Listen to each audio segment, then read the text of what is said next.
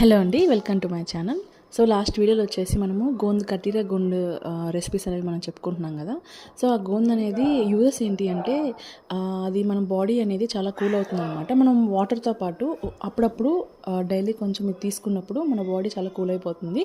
And constipation ఉన్న వాళ్ళకి కూడా మనకి మోషన్ చాలా ఫ్రీగా అవుతుందంట. సో మనకి ఈ గోంద్ యూజ్ చేసి మనం బాదం పాలు ప్రిపేర్ చేస్తున్నాం అనమాట.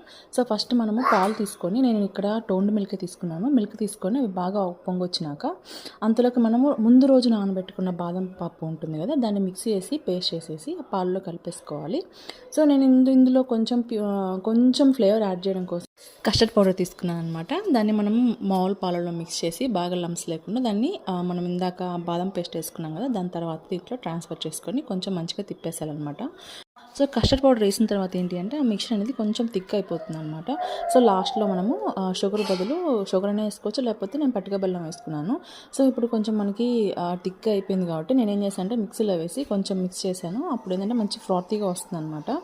సో ఇప్పుడు మనం కస్టర్డ్ పౌడర్ కొంచెం క్వాంటిటీ తగ్గించుకున్నా కానీ అంత థిక్గా రాదు. సో మన ఇష్టం ఎలా అయినా చేసుకోవచ్చు. సో మిక్సీలో వేయడం వల్ల ఫ్రాతీగా బాగా వస్తుంది. ఇదంతా అయిపోయినాక బాగా చల్లబడిన తర్వాత మాత్రమే మనం కతీరా గోండుని దీంట్లో వేసుకోవాలి. సో మనం ఇది ఫ్రిడ్జ్లో పెట్టేసుకొని చల్లగా అయిన తర్వాత మనము తీసుకుంటే చాలా బాగుంటుంది. సో ఇది డైరెక్ట్గా తినలేని వాళ్ళకి ఇది ఒక వన్ ఆఫ్ బెస్ట్ ఆల్టర్నేటివ్ అనుకోవచ్చు. పిల్లలు కూడా చాలా ఈజీగా తింటారనమాట. సో ఈ వీడియో నచ్చితే మీకు లైక్ చేయండి, షేర్ చేయండి. Thank you.